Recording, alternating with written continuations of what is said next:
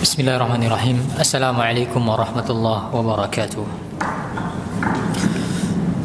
Alhamdulillah, salatu wassalamu ala Rasulillah wa ala alihi wa sahbihi wa mawalah, wa la hawla wa la quwata illa billah.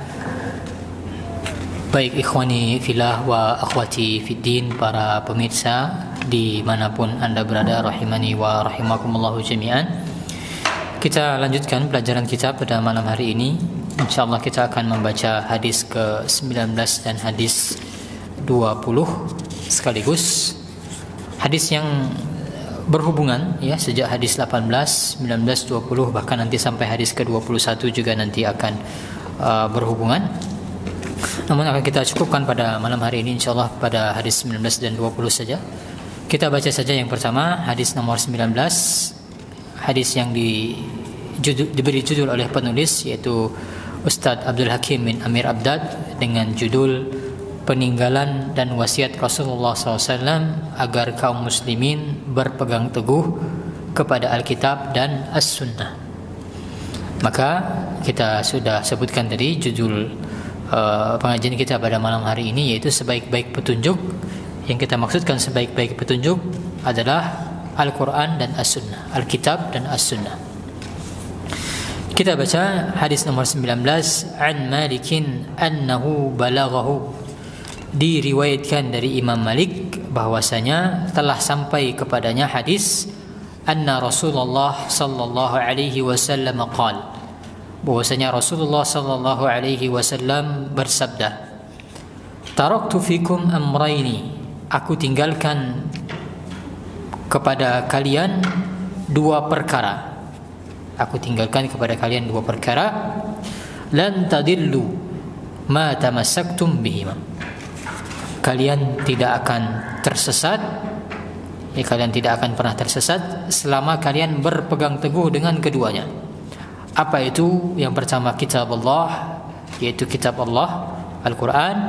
Yang kedua sunnati nabiyhi sallallahu alaihi wasallam, yaitu sunnah nabinya sallallahu alaihi wasallam. Maka inilah hadis nomor 19. Sudah saya sampaikan juga hadis ini pada pertemuan sebelumnya ya, bahwasanya Al-Quran dan As-Sunnah itu merupakan sumber utama kita dalam hukum Islam dan juga sumber petunjuk ataupun panduan utama kita dalam kita menjalankan agama ini. Maka Al-Quran dan As-Sunnah, ya, As-Sunnah nama lain dari hadis Nabi sallallahu alaihi wasallam, dan keduanya tidak bisa kita lepaskan. Sudah kita bahas juga pada pertemuan sebelumnya bahwasanya ada sekelompok orang yang mereka mencukupkan diri dengan Al-Quran saja.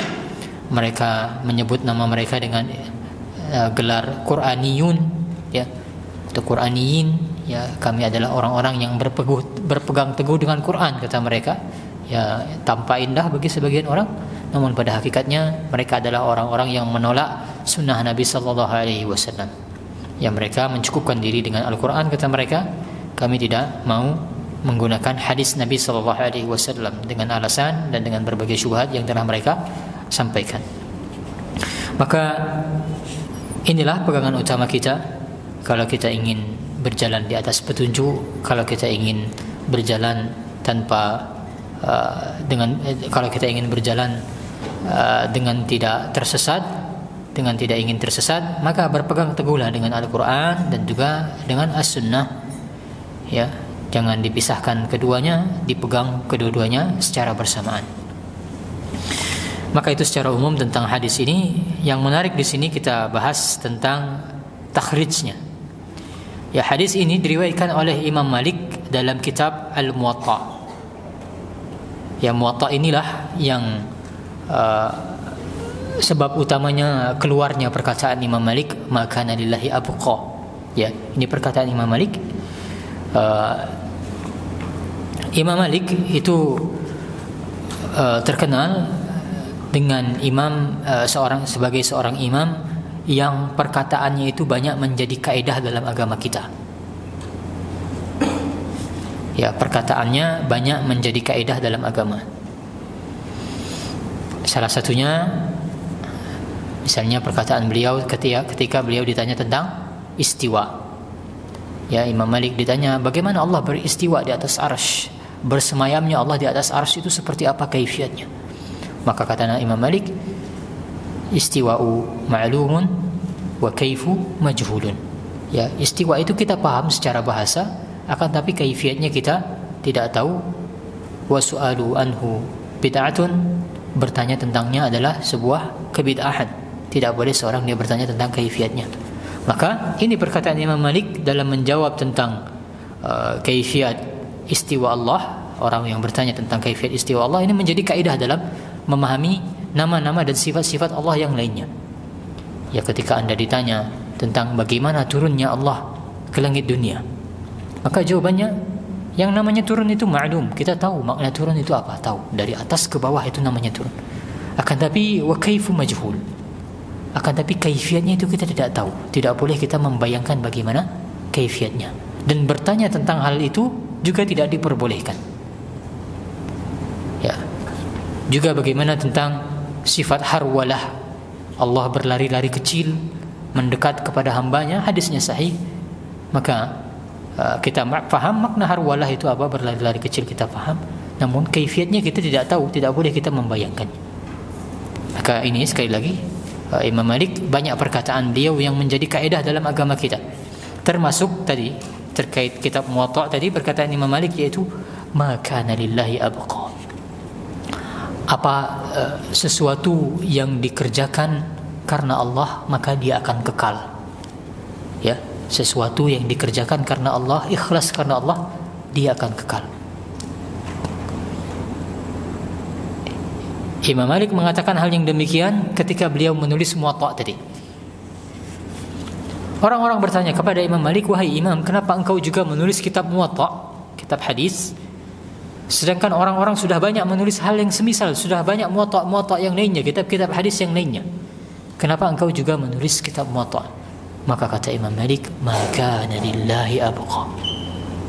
Apa yang ditulis, apa yang dikerjakan ikhlas karena Allah, maka dia akan kekal, akan baka. Maka ternyata benarlah apa yang dikatakan oleh Imam Malik. Dari berbagai kitab Muwatta yang ada di zaman Imam Malik dulu, hanya kitab Imam Malik, Muwatta'nya Imam Malik yang senantiasa membawa kebermanfaatan sampai sekarang. Ya, ya wallah alam apakah Muwatta yang lainnya sampai atau tidak ke zaman kita. Namun yang jelas yang paling bermanfaat dari Muwatta yang lainnya adalah Muwatta'nya Imam Malik. Sampai sekarang senantiasa dipelajari oleh orang-orang. Sebabnya apa tadi kata Imam Malik? Maka lillahi abqa. Sesuatu yang dikerjakan ikhlas karena Allah, dia akan senantiasa kekal.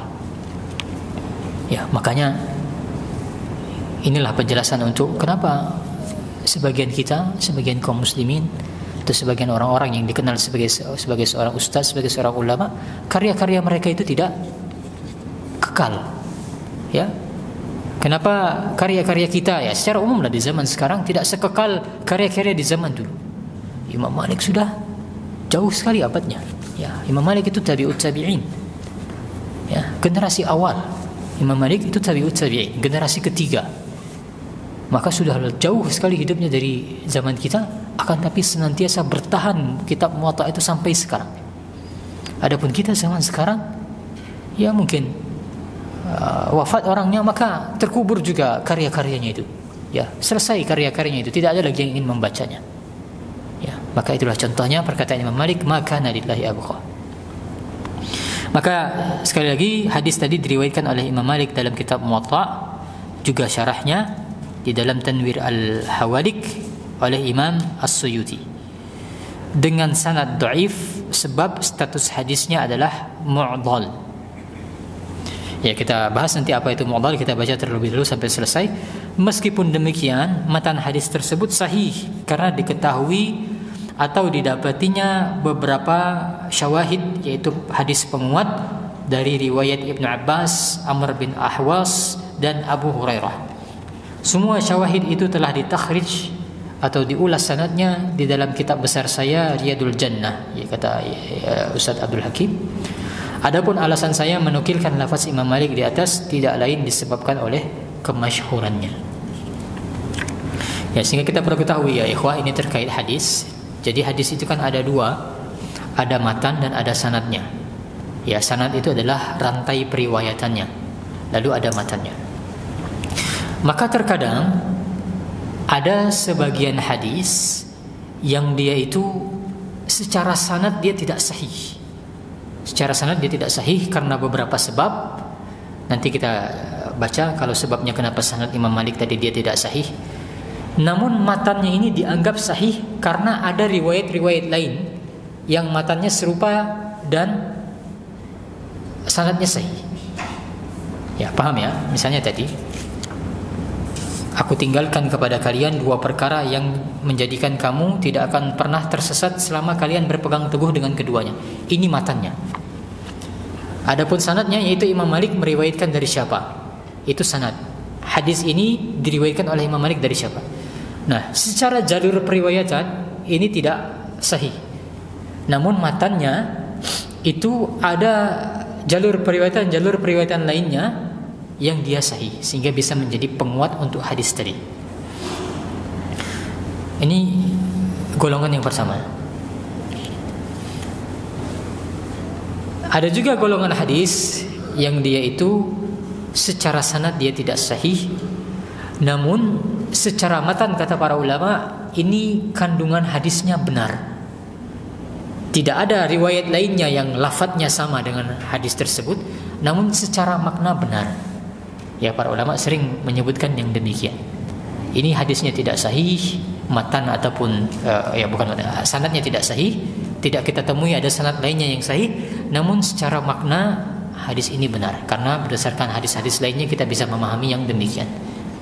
Maka ada juga hadis yang seperti itu. Nah, maka kita lihat yang tadi diriwayatkan oleh Imam Malik. Kenapa dia dhaif secara sanad? Hadis ini lemah secara sanad karena statusnya hadis ini mu'dhal. Kita baca catatan kaki nomor 13 halaman 49. Apa itu hadis mu'dhal? Adalah sebuah hadis yang di dalam sanadnya gugur dua orang rawi dengan syarat secara berturut-turut.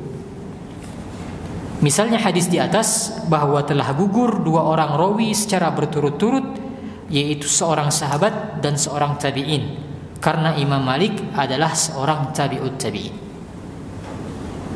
Ya, paham maksudnya? Jadi Imam Malik itu tabi'ut tabi'in, generasi ketiga. Rasulullah menyampaikan hadis kepada para sahabat. Para sahabat menyampaikan hadis kepada generasi berikutnya, tabi'in. Para tabi'in menyampaikan, ini generasi kedua ya. Generasi kedua menyampaikan hadis kepada generasi ketiga, tabi'ut tabi'in. Imam Malik di generasi ketiga ini. Oke? Ya, bisa Anda bayangkan ya, saya gambarkan. Imam Malik pada generasi ketiga. Nah, coba perhatikan hadis tadi, Anda baca lagi. Imam Malik meriwayatkan dari siapa? Langsung dari Rasulullah sallallahu alaihi wasallam. Padahal Imam Malik tabi'ut tabi'in, generasi ketiga. Artinya ada dua generasi yang hilang. Siapa itu? Sahabat dan tabi'in. Imam Malik langsung, ya istilahnya kita ambil shortcut. Kata Imam Malik diriwayatkan dari Rasulullah, langsung melompat kepada Rasulullah. Ini yang disebut sebagai hadis mu'dhal. Ya, Imam Malik meriwayatkan dari Rasulullah padahal bukan sahabat. Kalau sahabat wajar ya mengatakan demikian, bertemu langsung dengan Rasulullah. Maka ini disebut sebagai hadis mu'dhal. Makanya secara sanad dia dhaif.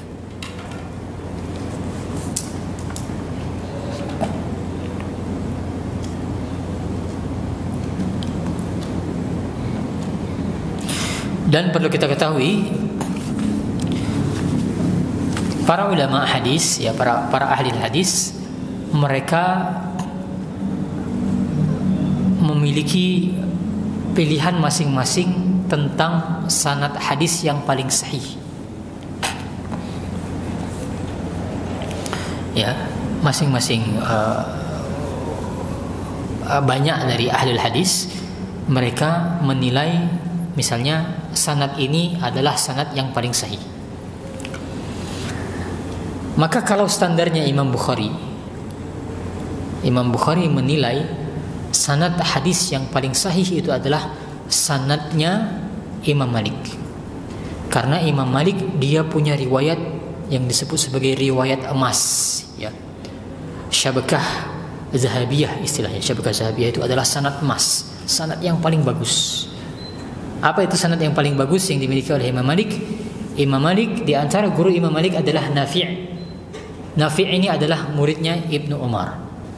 Jadi Imam Malik banyak meriwayatkan beberapa hadis yang sanadnya itu hanya Imam Malik menyebutkan, saya meriwayatkan dari Nafi' dari Ibnu Umar.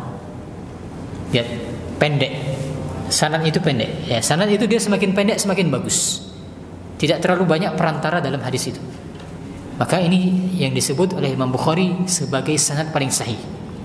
Diriwayatkan dari Malik, diriwayatkan oleh Malik, Imam Malik dari Nafi' dari Abdullah bin Umar, langsung sampai kepada sahabat. Sehingga hanya ada satu perantara antara Imam Malik dengan para sahabat, yaitu Imam Nafi' tadi. Berarti Nafi' ini siapa? Tabi'in, generasi kedua. Imam Malik generasi ketiga, meriwayatkan dari generasi kedua langsung dari sahabat Ibnu Umar.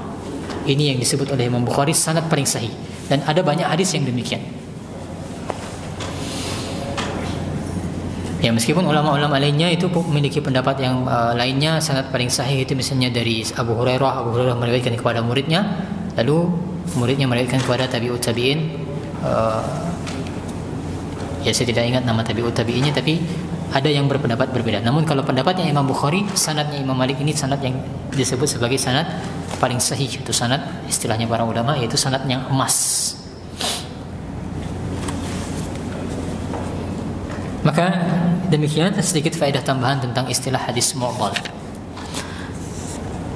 Langsung kita lanjutkan ke hadis nomor 20 yang diberi judul oleh penulis, para sahabat adalah sebaik-baik manusia sesudah para nabi dan para rasul alaihi salam. Diriwayatkan dari Abdullah, yaitu Abdullah ibnu Mas'ud radhiyallahu anhu. Kata Abdullah, anna Nabi sallallahu alaihi wasallam qala, Nabi sallallahu alaihi wasallam bersabda, khairun nas qarni, sebaik-baik manusia adalah yang hidup di zamanku. Summal ladzina yalunahum, lalu yang hidup sesudah mereka, summal ladzina yalunahum, lalu yang hidup setelah mereka. Maka inilah 3 generasi emas di dalam Islam yang disebutkan oleh Nabi SAW sebagai sebaik-baik manusia. Hadis ini sahih, dikeluarkan oleh Imam Bukhari dan Imam Muslim dan juga yang lainnya. Maka inilah 3 generasi terbaik di dalam Islam. Generasi pertama para sahabat, generasi kedua muridnya para sahabat yaitu tabi'in, generasi ketiga yaitu tabi'ut tabi'in, pengikutnya para tabi'in, murid-muridnya para tabi'in. 3 generasi emas yang disebut dengan istilah salafus salih. Inilah yang disebut sebagai salafus salih. Salaf maksudnya adalah orang-orang terdahulu, as-salih yaitu orang-orang yang saleh, generasi terdahulu yang saleh. Maka ada istilah salafi. Salafi adalah orang-orang yang mengikuti salafus salih ini, 3 generasi terbaik ini. Ya, itulah yang disebut sebagai istilah salafi, yaitu pengikut para salaf ini, 3 generasi terbaik. Maka akan kita bahas beberapa poin terkait hadis ini. Yang pertama, Nabi SAW mengatakan sebaik-baik manusia adalah yang hidup di zamanku. Yang dimaksud di zaman Nabi SAW itu adalah para sahabat.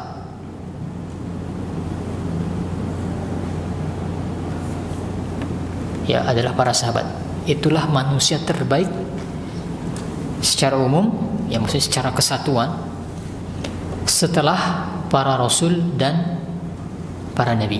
Kita sepakat yang paling utama adalah para rasul, kemudian baru para nabi, baru setelah itu para sahabat Nabi radhiyallahu anhum. Manusia terbaik.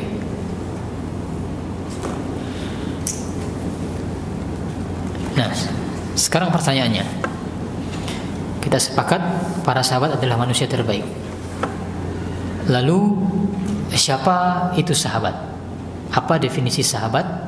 Karena konsekuensi dari sahabat ini tidak main-main, ya. Kita wajib mengimani mereka sebagai manusia terbaik, dan nanti ada, kalau ada waktu kita jelaskan, ada hak-hak dari para sahabat ini yang harus kita tunaikan.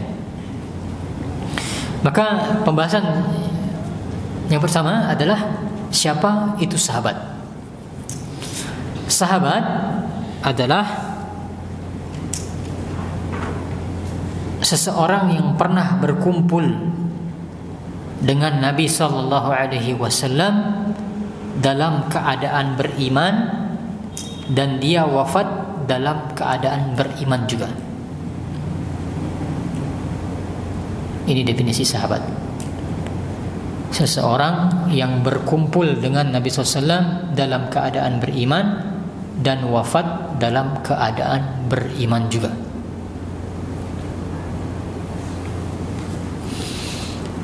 Maka kita definisikan tadi dengan berkumpul. Sebagian ulama mengatakan melihat Nabi sallallahu alaihi wasallam. Maka definisi melihat ini kurang komprehensif. Kenapa? Ada yang tahu? Kenapa definisi melihat ini kurang komprehensif? Kenapa? Karena tidak, itu syarat keduanya kan. Dia berkumpul dengan Nabi dalam keadaan beriman dan wafat dalam keadaan beriman. Artinya orang yang tidak beriman sudah terkecualikan dari definisi sahabat karena dia tidak beriman. Kenapa? Jadi mungkin ada dua perbedaan. Bisa jadi dia melihat Rasulullah ketika Rasulullah wafat saja, atau dia melihat Rasulullah cuma sekali terus dia pergi, kayak utusan-utusan. Dia hanya melihat sekali lalu dia pergi. Maka itu bukan sahabat. Mungkin karena itu alasannya. Tidak, itu sahabat ya, meskipun dia hanya melihat satu kali maka dia sahabat. Apa? Ya, karena ada sahabat itu yang dia buta. Kalau kita definisikan sahabat itu adalah orang yang pernah melihat Nabi, maka sebagian sahabat tidak pernah melihat Nabi karena dia buta. Siapa contohnya sahabat buta? Abdullah bin Ummi Maktum. Ya, Abdullah bin Ummi Maktum, salah seorang muazin Nabi, dan juga yang terkenal kisahnya tentang dia minta izin kepada Nabi untuk tidak salat berjamaah karena dia buta, tidak ada yang menuntunnya, jalannya jalan yang penuh duri, banyak hewan buas dan seterusnya. Maka tidak diizinkan oleh Nabi untuk tidak salat berjamaah. Maka ini contohnya sahabat yang buta. Maka kalau kita batasi definisi sahabat itu adalah orang yang pernah melihat Nabi, sebagian sahabat tidak melihat Nabi karena mereka buta. Makanya dipersyaratkan dengan berkumpul dengan Nabi SAW dalam keadaan beriman dan wafat dalam keadaan beriman pula. Maka dipersyaratkan dia hidup berkumpul dengan Nabi dalam keadaan beriman, wafat dalam keadaan beriman pula. Sehingga ada kasus orang yang dia ketika berkumpul dengan Nabi SAW dalam keadaan beriman, namun dia wafat dalam keadaan tidak beriman, maka ini bukan sahabat. Ya, banyak kasus seperti ini. Misalnya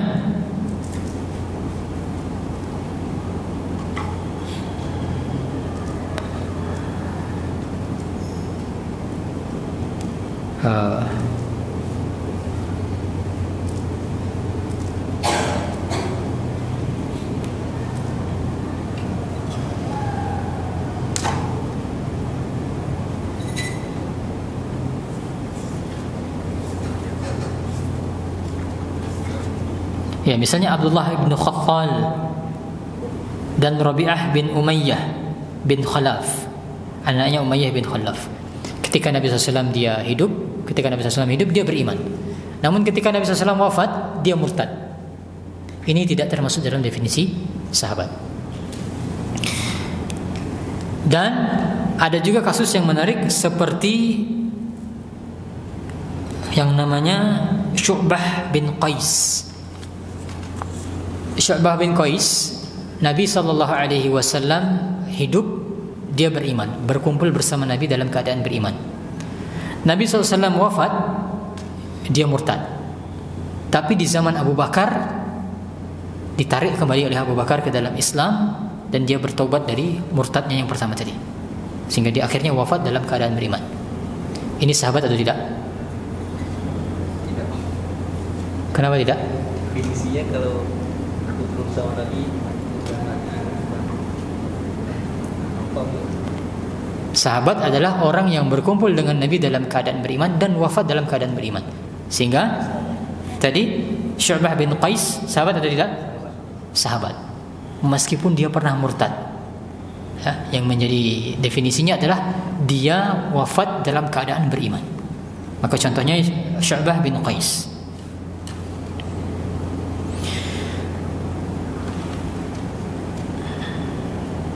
Ada lagi contoh yang menarik. Beberapa orang yang dia itu ketika Nabi SAW hidup, dia beriman dan dia wafat dalam keadaan beriman juga, namun tidak pernah berkumpul bersama Nabi secara langsung. Nabi hidup, dia sudah beriman. Bahkan dia wafat dalam keadaan beriman ketika Nabi SAW masih hidup, namun tidak pernah berkumpul. Ada yang bisa menyebutkan contohnya?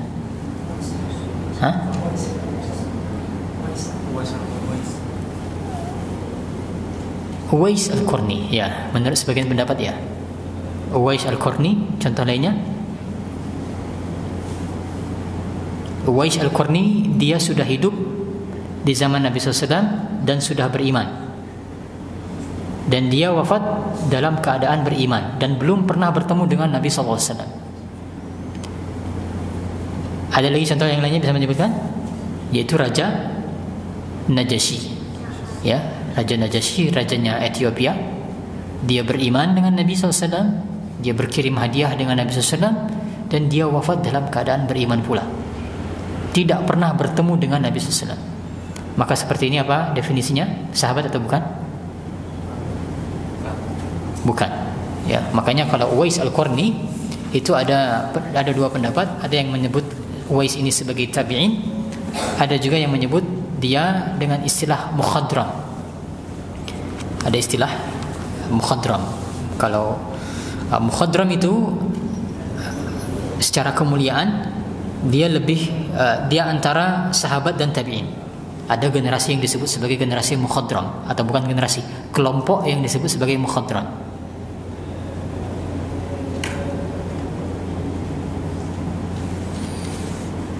Apa itu mukhadram? Ya tadi contohnya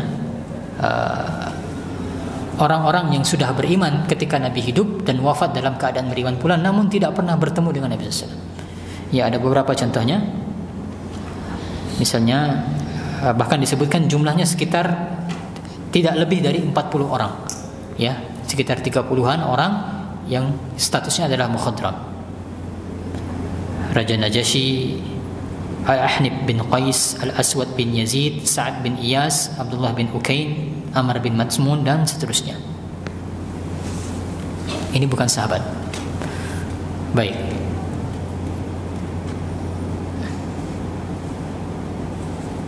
Pertanyaan berikutnya, berapa jumlah sahabat? Ada yang tahu jumlah sahabat berapa? Jumlah sahabat Nabi, orang yang pernah berkumpul dengan Nabi meskipun hanya satu kali beberapa menit, itu sudah tergolong sebagai sahabat. Meskipun dia melihat Nabi SAW dari jarak jauh, melihat Nabi SAW dari jarak jauh, tidak pernah berbicara langsung dengan Nabi SAW, maka ini digolongkan sebagai sahabat juga.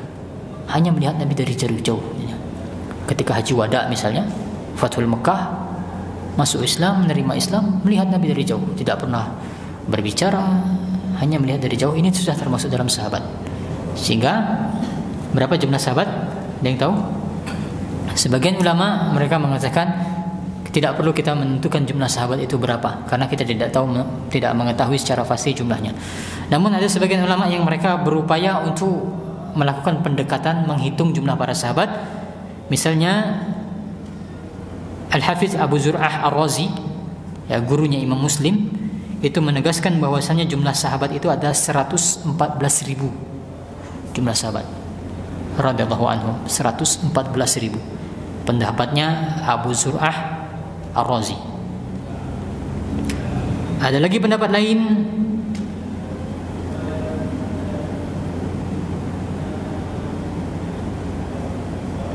As-Suyuti menyebutkan pada angka ya sama ya 114.000. 114.000 jumlah sahabat. Maka sahabat itu banyak.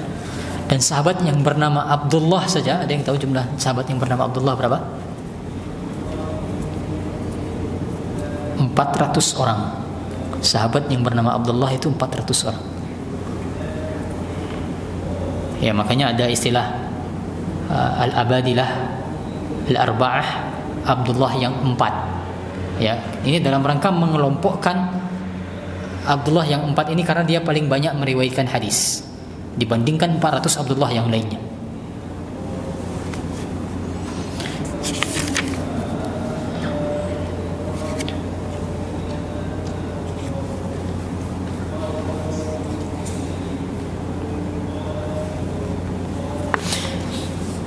Nah, kemudian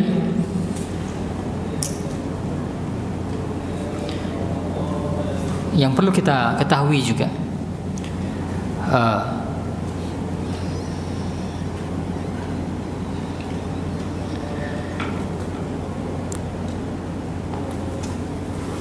usia sahabat itu hanya bertahan 100 tahun setelah wafatnya Nabi SAW. Ya, sahabat itu hanya bertahan dalam artian hanya hidup setelah Nabi SAW itu hanya 100 tahun.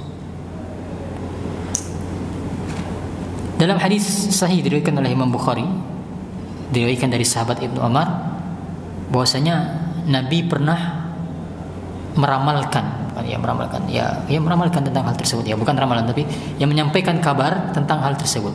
Kata Ibnu Umar, Rasulullah SAW pernah sholat bersama kami pada akhir hayatnya. Setelah beliau salam, kemudian Rasulullah SAW berdiri dan bersabda, "Tidakkah kalian melihat pada malam ini, sesungguhnya pada penghujung 100 tahun semenjak malam ini, tidak akan ada lagi orang yang saat ini masih hidup di atas muka bumi ini."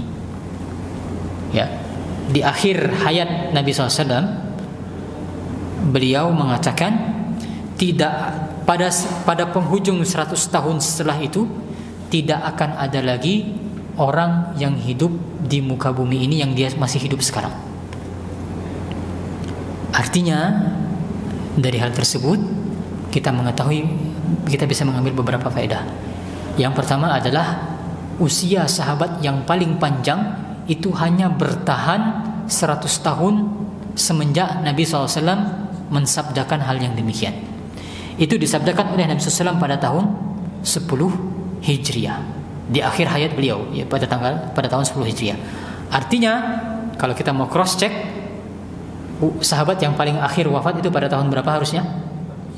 110 Hijriah. Dan benar diriwayatkan bahwasanya sahabat yang paling akhir wafat yaitu sahabat yang bernama Amir bin Wasilah Al-Laisi, wafat di Mekah pada tahun 110 Hijriah.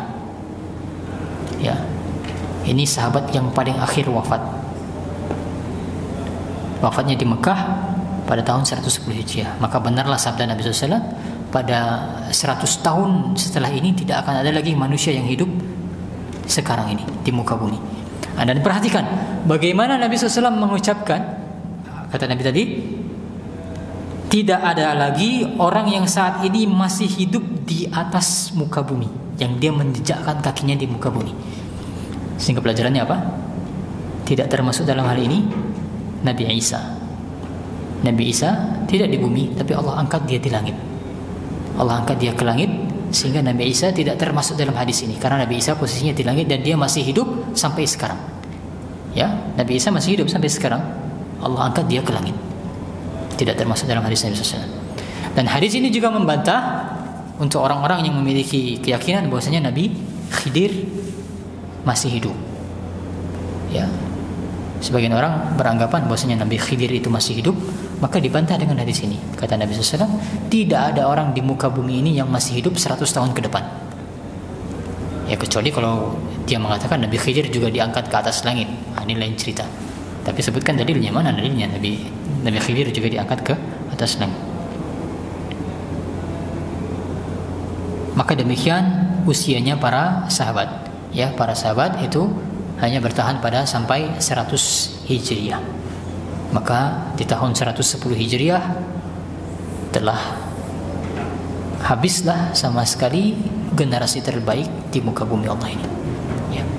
Itulah waktu terakhir kalinya masih hidup generasi terbaik, manusia terbaik setelah para nabi wafat di Mekah pada tahun 110 Hijriah.